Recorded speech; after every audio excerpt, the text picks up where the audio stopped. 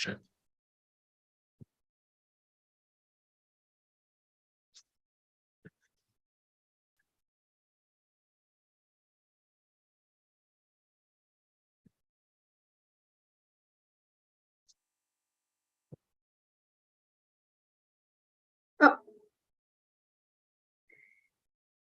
Hello, good morning, dear colleagues and history enthusiasts.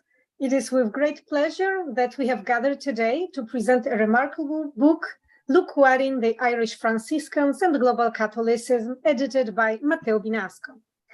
This book is part of our series, Routledge Early Modern Iberian History in Global Context Connections, which aim to make the best scholarly work on early modern Iberian history accessible to Anglophone readers. Our contributors offer original research, introduce new methods and approaches, and situate Iberian history in comparative and global perspectives. Our series aims to connect discipline and build bridges between national and transnational research cultures. It acknowledges the complex relationship, contrasts, tensions, and conflicts that characterize early modern Iberian history. Our collection, Connections, is a place where the many and diverse voices of the Iberian past can be heard. Allow me also first to introduce our editorial team for the series Early Modern Iberian History in Global Context. First, we have Pedro Cardim, who is the co-editor of Early Modern Iberian History in Global Context. He is associated with the Department of History and CHAM, Center for Humanities, at the Faculty of Social and Human Sciences and the New University of Lisbon. His expertise lies in the Iberian empires, political cultures, colonial Brazil, and early modern legal history. Also, the other co-editor of our series, who unfortunately couldn't participate today, is Harald Braun, who also serves as the co-editor of the Early Modern Iberian History in Global Contexts. Harald is affiliated with the Department of History at the School of Histories, Languages and Cultures at the University of Liverpool. His research interests encompass Iberian empires, Catholic political cultures, the history of violence, and the second scholastic. Completing our team is me, Agata Bloch, digital editor for the Early Modern Iberian History in Global Contexts. I am affiliated with the Tadeusz Manteuffel Institute of History at the Polish Academy of Sciences, and my research focuses on the Portuguese colonial empire, subaltern studies, historical network research, and digital history. You can also find us on our Facebook and website, and always you should look for Iberian Connections. And let me introduce our author, Matteo Binasco. Matteo Binasco is an assistant professor at the Università per gli Stranieri di Siena, Italy, and was a research fellow at the Istituto di Storia dell'Europa Mediterranea of Italy's Consiglio Nazionale delle Ricerche, and a postdoctoral research fellow at Cushwa Center for the Study of American Catholicism of the University of Notre Dame. He has edited Luca Condignola, Little Do We Know, History and Historians of the North Atlantic. He also authored Roman sources for the history of American Catholicism and Rome and Irish Catholicism in the Atlantic world. Today we gathered to talk about and discuss about his book, Look Wadding, the Irish Franciscan and Global Catholicism. And this book takes us on an extraordinary journey through the life and achievements of Luke Wadding, an influential Irishman who left a huge mark on early modern Ireland at the heart of the Catholicism in Rome. As we delve into the captivating pages of this book, we are accompanied by an assembly of international scholars who offer their expertise and insights, shedding light on Wadding's polycentric activities and illuminating his rise to prominence as one of the most important Franciscans in Rome. The story begins in Ireland, a country plagued by political and religious wars during the 17th century. Wadding embarked on a transformative journey that takes him from his homeland to Portugal, then to Spain, where he becomes fully immersed in the Baroque Catholic orthodoxy of the Spanish monarchy. Finally, he finds himself in Rome, where he would remain until his death, leaving a huge legacy. Through the collective analysis of international scholars, the book highlights the complexity and uniqueness of Wadding, showcasing his adaptability to the context of Rome characterized by papal autocracy, nepotism, and the height of Spanish influence. The chapters within the book explore the wide array of Wadding's activities, accomplishments, and roles, emphasizing his capacity to establish and develop networks according to various contexts in which he lived.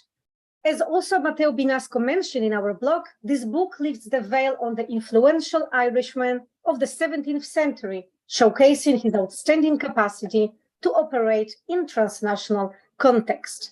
So now I would like to invite Matteo Binasco to provide us with a brief introduction to the book we are discussing today. So please, Matteo, thank you very much. Thank you, Agatha. Thank you, Pedro. And I also would like to thank, Arad, who is not here, but I know he did so much to help me in publishing the book, and also all the people who are listening to our recording. I think, being the editor, it's nice to maybe to come back why I got this idea of writing this book and how it came, over the course of a year. And I think it started when I was doing my PhD, which was on the Irish clerical connection between Ireland, Rome, and the West Indies. And each time when I was going to the Roman archives, especially the Vatican archives, the archives of Propaganda Fide, but also another religious archives, the Franciscan order, I always came up with this name of this Irish Franciscan man, Duke Wadding, Luca Bodigo. I mean, we found different versions of his name. And I started investigating about, how much has been written. And I was quite surprised, that there was not so much as being done. It seems quite, a neglected figure. So I began to look at the bibliography, and I found out that there was a volume which was published in 1957, which if I'm not wrong, which was made by the Irish Franciscan.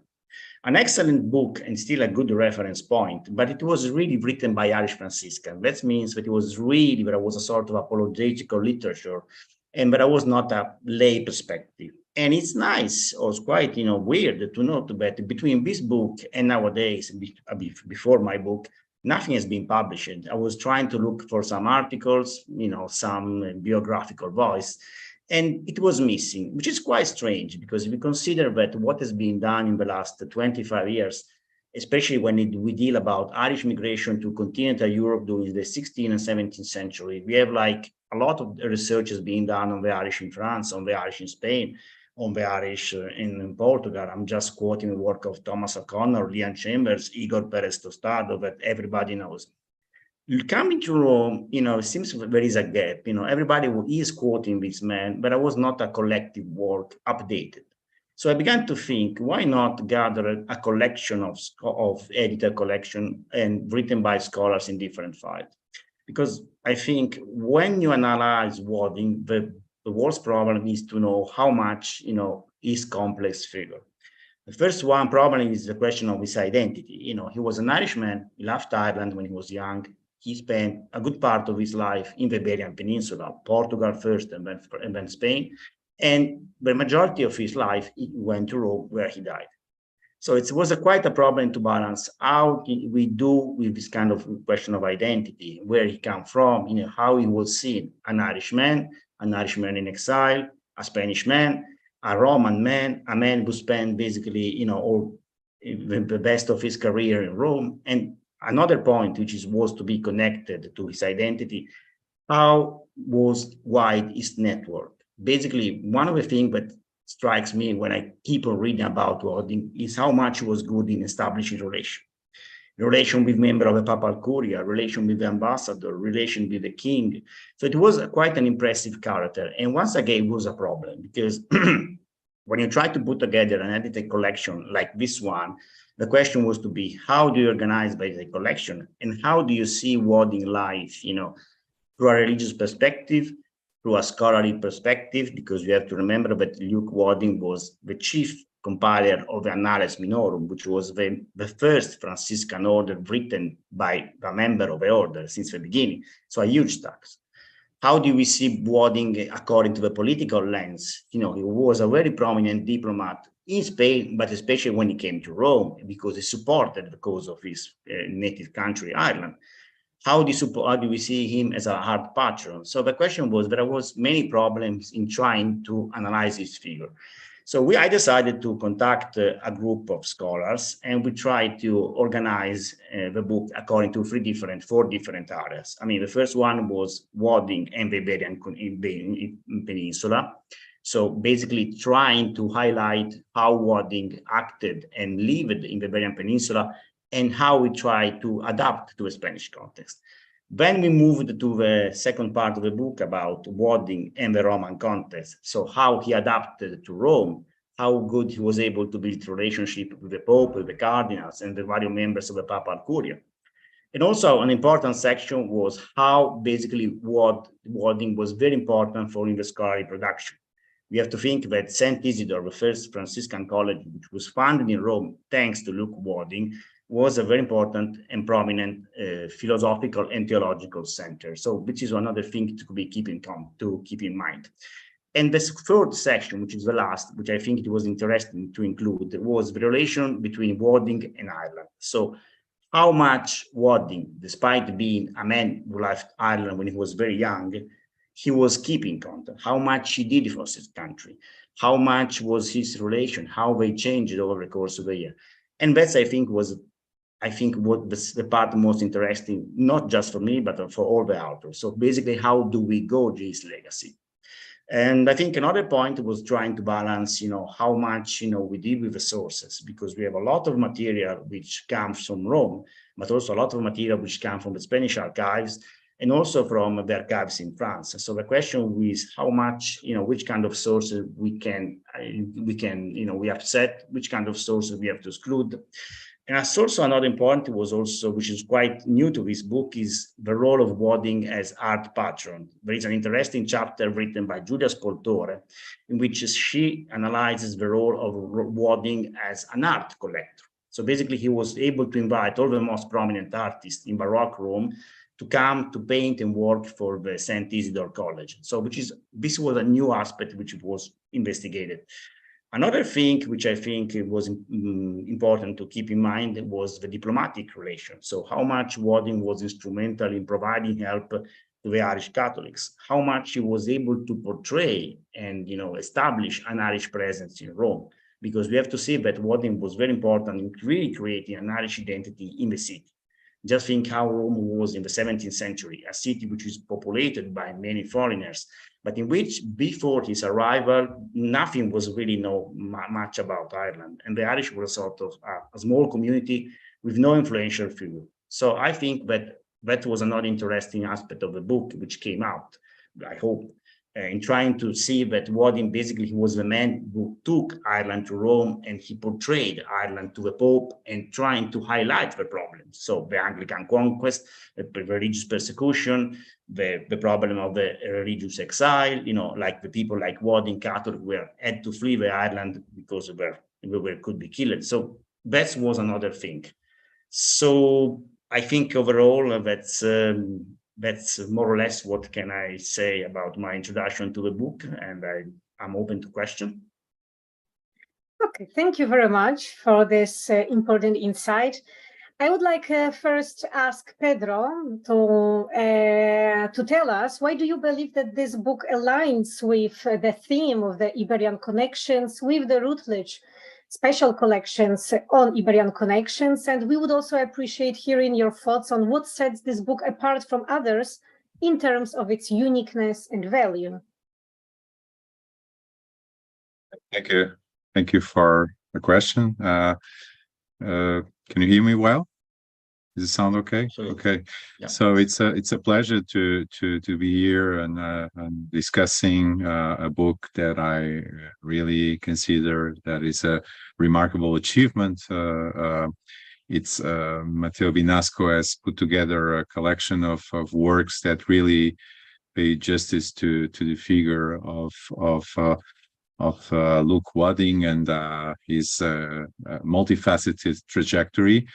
The book is definitely a work, a piece of scholarship that is perfect for this collection because, as Matteo has just mentioned, the trajectory of this man, Luke Wadding, this Irishman, is very closely connected, or more than connected, is part of the history of the Iberian world, the Spanish monarchy, of which Portugal was part of during the time Luke Wadding passed in Portugal and then spent time in Spain, and then most of his life in Rome. So Luke Wadding, it can be said, is part of the history of the Spanish monarchy, is part of the history of Portugal as countries, as populations that were part of this multifaceted ensemble of peoples and cultures that we usually call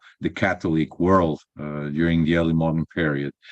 And the way the book is organized, I think it makes it very, very clear these very strong connections with the Iberian world, but also connections with the world outside the Iberian world. I think one of the many merits of this book is the fact that apart from going really in depth in the analysis of a series of dimensions, it also considers the Iberian world in its connections, in its interactions with other contexts in Europe, mostly in Northern Europe and the Atlantic archipelago.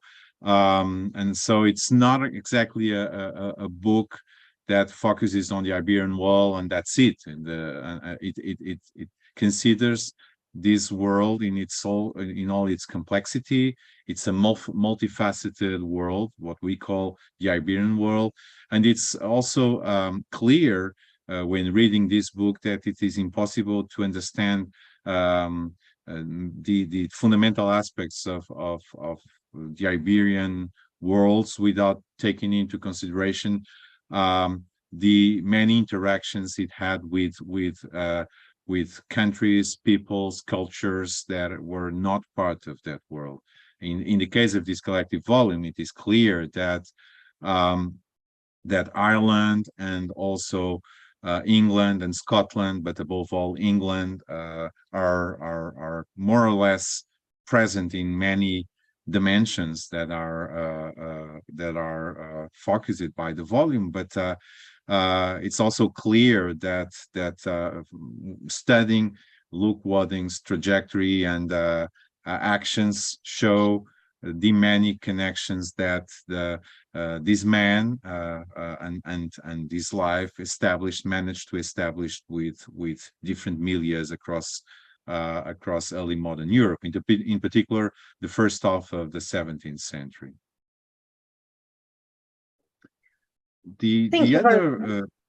I could add some concrete examples of the topics where this connected character is particularly visible. Not just connecting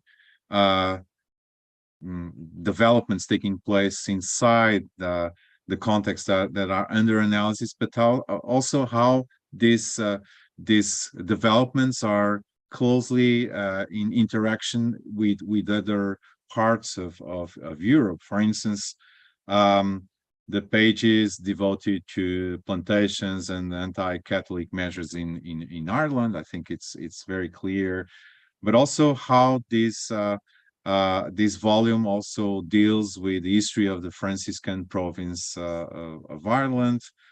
The last chapter, or to be more precise, the last section, the fourth section of the volume, on the connections between Wadding and Ireland, I find this section particularly interesting and innovative.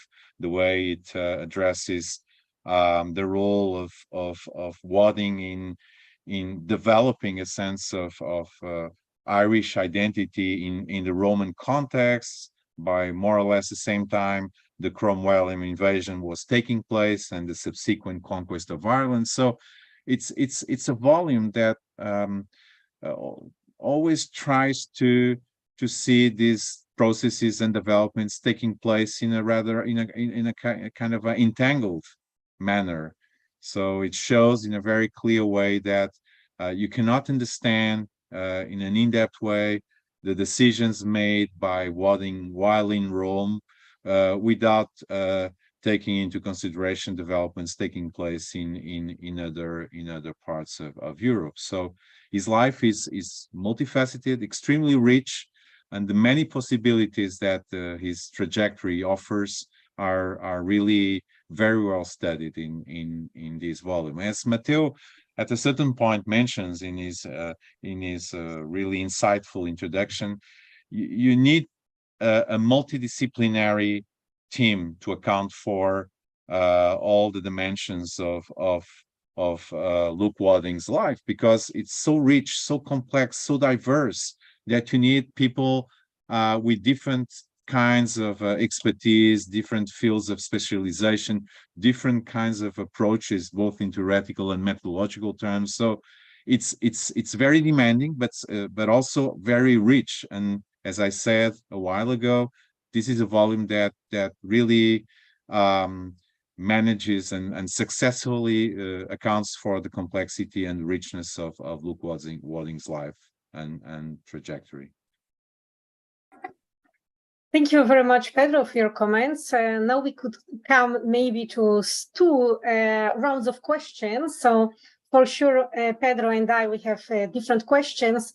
So maybe I will start with my first questions, my 3 questions that I have for you after this very interesting reading of this book. And then please also answer. And then Pedro, for sure, will have more questions to you. And my questions are because I was very interested also in this context of global history. So I would like you to characterize what is global history based on the insights of from your book. Do you think that we can equate global with well-connected? And can isolated individuals make a significant contribution to global history? My second question is about the networks. I'm very interested in the networking and the network studies. Because in your book, you highlighted several elements that shape religious networks, including patronage relationships, trust, prestige, strategy, loyalty, and reputation. And to what extent do these elements shape these religious networks, and why do you think they are particularly important? And my third question is about the methodology, actually, of biographical writing, because your book makes a great contribution to how to write the biography and offers also a very fresh approach that departs from the traditional chronological order. And by addressing various aspects ranging from geographical locations such as Iberian Peninsula, Rome, Ireland, also to thematic areas such as early modern migration, culture, and religion, you present an alternative way and compelling way of writing biography. And how do you think, do you believe that this approach of writing and compelling biography somehow surpass the conventional reliance on chronological sequencing? So this were my questions. So maybe now you can also answer our first round of questions, and then also more questions from Pedro. Absolutely.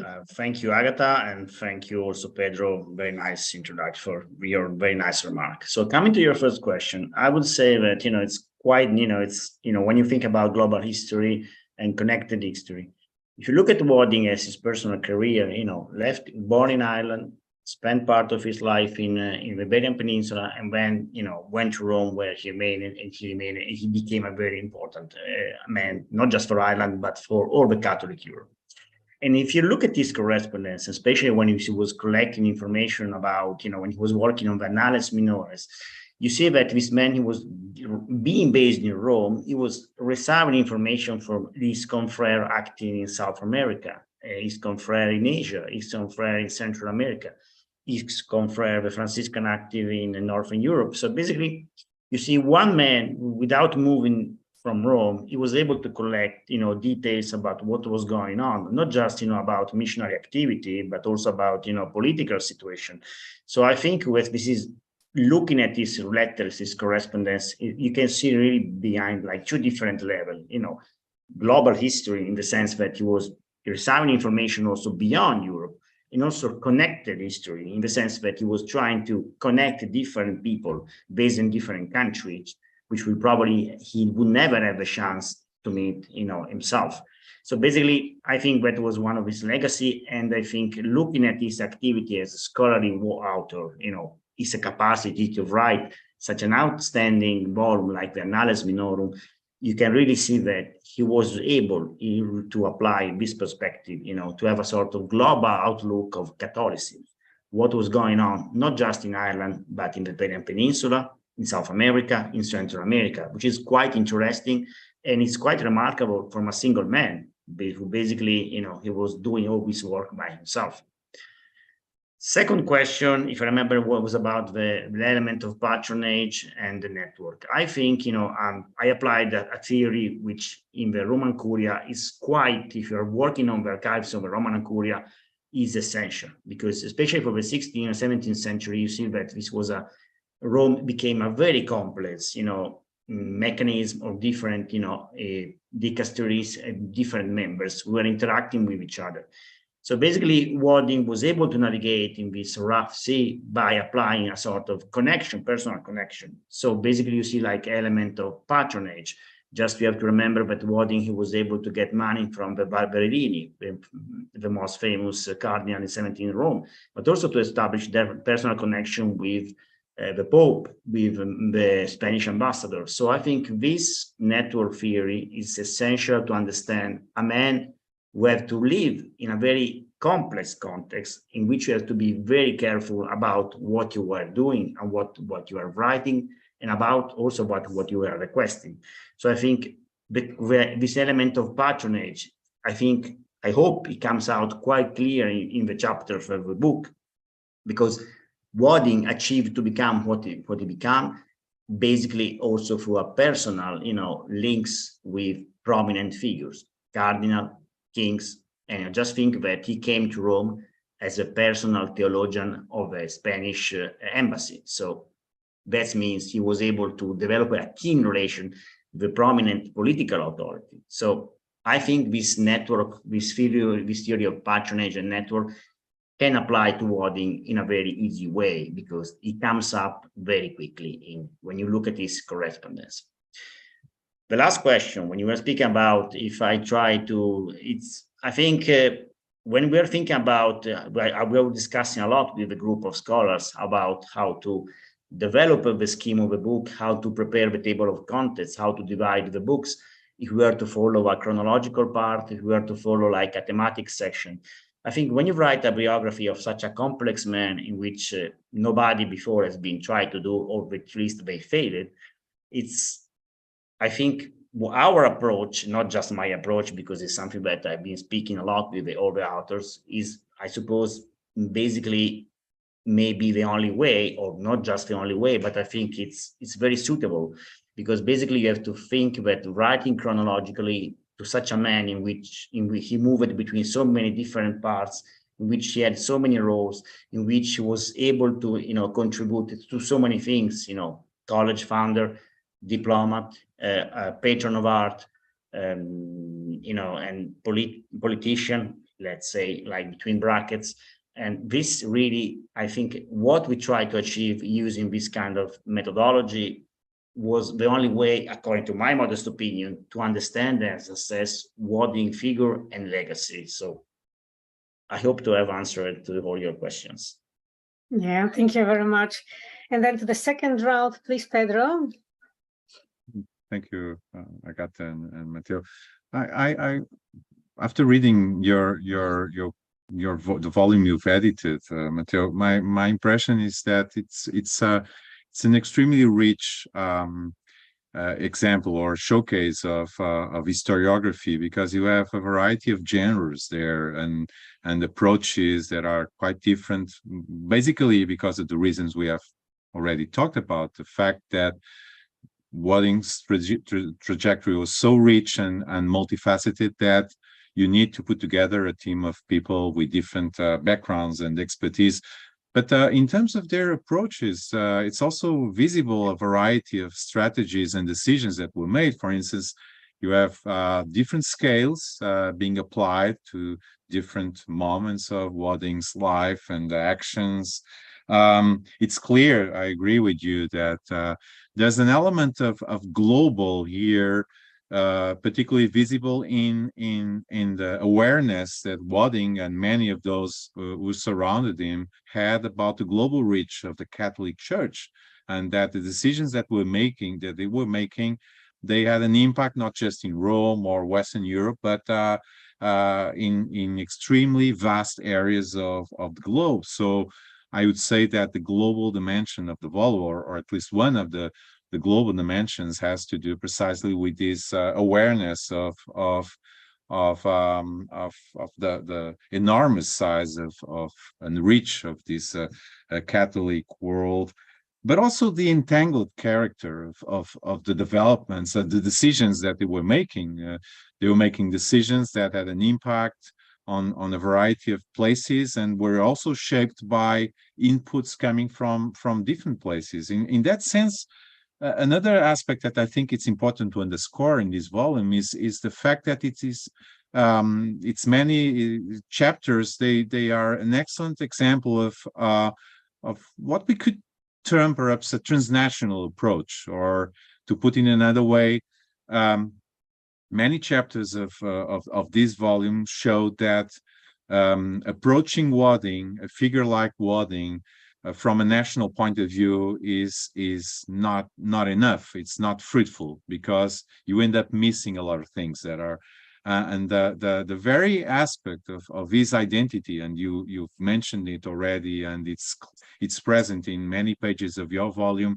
It's an issue. It's a problem. How to classify Wadding in terms of identity? Okay, we can say he's an Irishman, no doubt about it, from the place where he was born, and for many of the actions and decisions he made throughout his life. But at the same time, is very much into the Portuguese and above all the Spanish intellectual milieu, and then the cultural and intellectual landscape of Rome is clearly part of it. And but at the same time, he shows that he lives in a period where it was not necessarily a problem to have many identities and a variety of senses of belonging, and for a person for a man like Luke Wadding, it was not at all a problem to be intensely Irish, and at the same time see his Catholic identity as something that was really fundamental. Not to mention his loyalty to the Spanish monarchy. Several chapters of the book underscore many aspects of his life, and how loyal he demonstrated to be to the monarchs of Spain and the rulers of the Spanish monarchy. So do you agree with this way of reading the volume and interpreting Wadding's trajectory? I totally agree, Pedro. Thank you very much. I think, it's such a fascinating character. So basically, you're also dealing with a theme of religious exile in 17 Europe, which was a sort of very complex place in which the question of national identities could change, and also a question of religious migrants. They move to one place like Spain, just think about how many Irish people went to Spain, but also when he moved to Italy, he had to adapt to a new concept. So I think, the question of identity, and also how much he was changing, how much he was influenced by this context, it's really something that come up. And I hope, the book makes it clear that, we need to frame Wadding within the context of the 17th century, not just Rome, where he spent the majority of his life, but Catholic Europe or Catholic world. So I think, using a national lens, like he was just an Irishman, or he was just a simple Spanishman, or an Irishman who became Hispanized or Romanized, cannot be applied. I think his identity was very fluid. He kept on changing. He was definitely an Irishman. And if you go to St. Isidore's, you could understand that he was really trying to promote Ireland to Rome. But at the same time, once again, if you look at his correspondence, he was extremely global, because he was making contact with people in Ireland, people in Spain, people in Ireland, people in France, people in Prague, people in South America, so in Portugal. So that gives an indication of man who was trying to think globally. for we had not the same, the possibility as we have today to travel. But at the same time, he was trying to have a sort of clear global vision of what was going on in the world. I totally agree. And also, another aspect that I would like to underline in the volume is that you see Wadding operating with different scales, and not just the local and the global, but in between many scales. I mean, he can think of his Irish hometown, but then at the same time, while working at the Propaganda Fide, he knows that he's making decisions that have an impact on many areas of the world, different continents, also Asia, of course. But in between, he also sees the many territories that are part of the Spanish monarchy in Europe, and the countries and kingdoms and republics that are not part of the Spanish monarchy, and where Propaganda Fide is also operating. So it's we could think of or portray him as a multi-scalar man, because he manages to be aware of not just things at the local level in Ireland or in the region where he was born, but also the kind of a global reach of his decisions, and in between the many territories he is dealing with during, above all, the time he was operating in Rome. The volume is, as I said, an excellent showcase of different historiographic genres.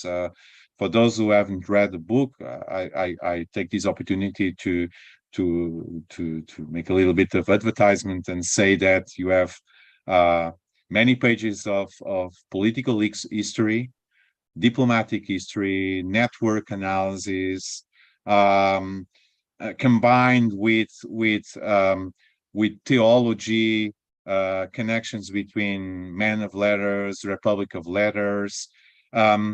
You also see, you'll also have the chance to find really interesting and insightful analysis of theological matters, but and showing that theology was, of course, a highly sophisticated field of knowledge, but also with very concrete implications in the day-to-day life and politics of that period. And so that's another thing that I'd like to underscore.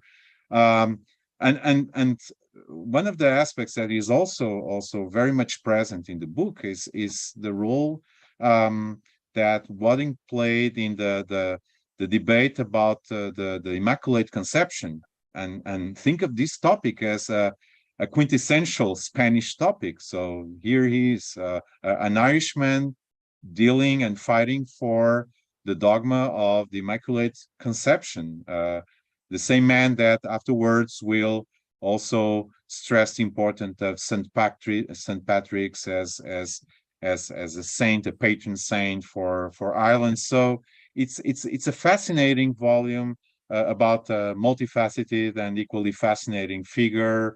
And as I said, these various chapters, they end up exploring these various dimensions in many different ways. And I think, Matteo, the thing that you've managed to do is to build a coherent volume. So we could have a collective volume with each chapter pointing into different directions, but it's not the case. It's diverse, it's varied, it's very rich, but there is a coherence in the volume, and I think it's also an aspect that has to be underscored.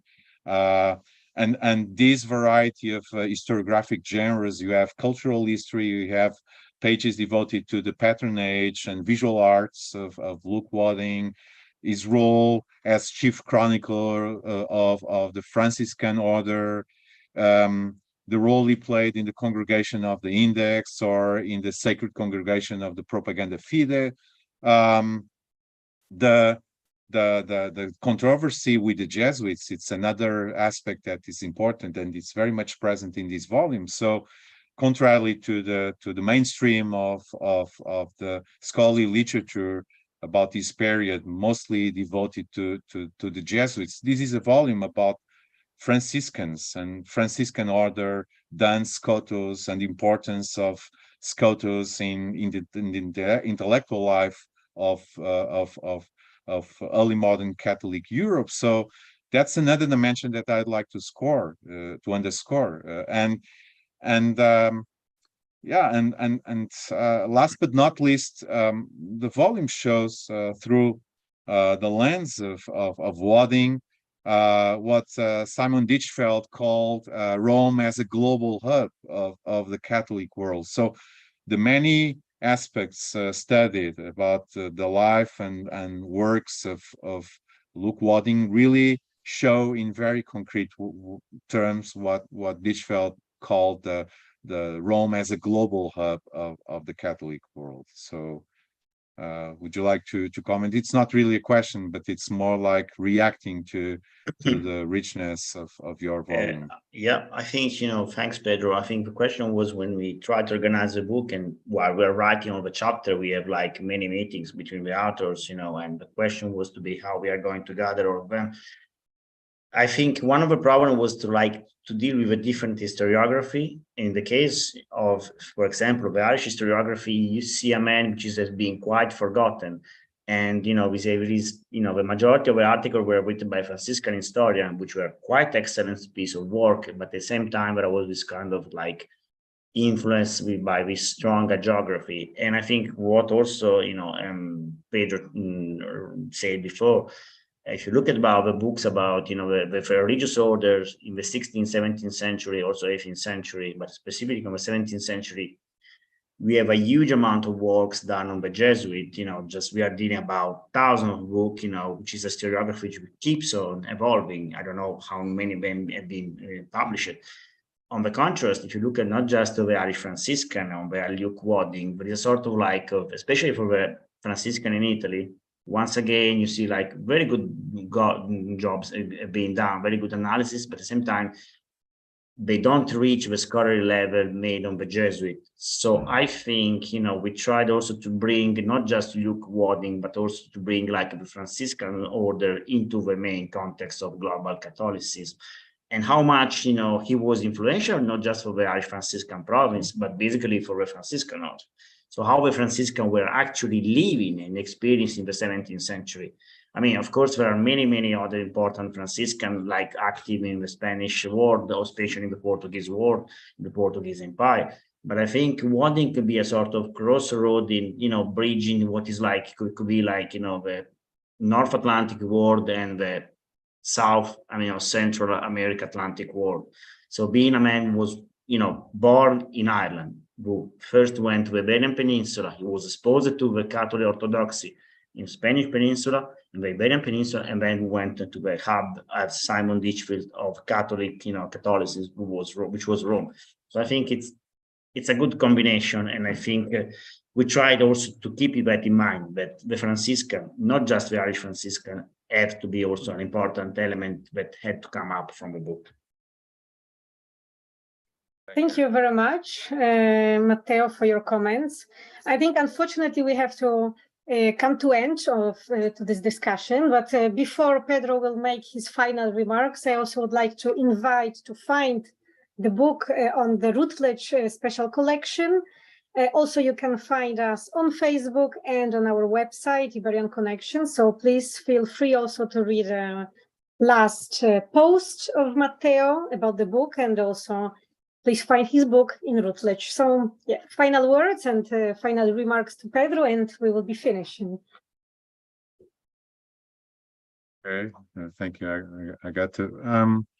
Well, I've spoken a lot already. What I would add to what I've just said would be, well, apart from insisting on this focus on the Franciscan intellectual and cultural world and the importance of Duns Scotus in 17th century intellectual Catholic milieu, I would like to stress a final aspect of this volume is which I've already in a certain way have already mentioned, is its capacity to establish a dialogue, putting bring into a conversation, a common conversation, different historiographies coming from these different national traditions, and the volume does it in a very interesting way, and shows the importance of these approaches that go beyond the national framework of analysis and manage to build a bridge between different scholarly communities. The Irish, I think that this is a book that will be of interest of many English historians or historians who work on early modern England. I hope this volume has many readers in this context, but it's also obviously a book of interest of all those studying the Spanish monarchy, early modern Portugal too, because Portugal was part of this world. It's a book that speaks of a geography that it's not completely obvious, as seen from the nowadays world. So it's not that obvious, this trajectory from Ireland to Matosinhos and then to Spain, Salamanca and other places in Spain, and then Rome. It's a different geography, different taking into account present day world and how we see this circulation of people. And like I said, the achievement of this book is to present a very coherent image of this multifaceted trajectory, and establishing a dialogue between different scholarly traditions, a very fruitful one. And I hope this is just the first stage of a further research into other figures who have similar trajectories across the Spanish monarchy, the Catholic world in the early modern period. Thank you. So thank you very much. Thank you, Matteo, for your participation. Thank you, Pedro, for your comments. And also we would like to thank to Igor, who is behind the scene, the stage, taking care of the administrative and technological things. So thank you very much, and thank you all. Thank you. Thank you very much to you. Present and to thank you. Thank you, Matteo. Thank you. Thank you, Pedro. Thank you, Gagata. Thank you very much. Thank you. Bye. Bye. Bye. Bye.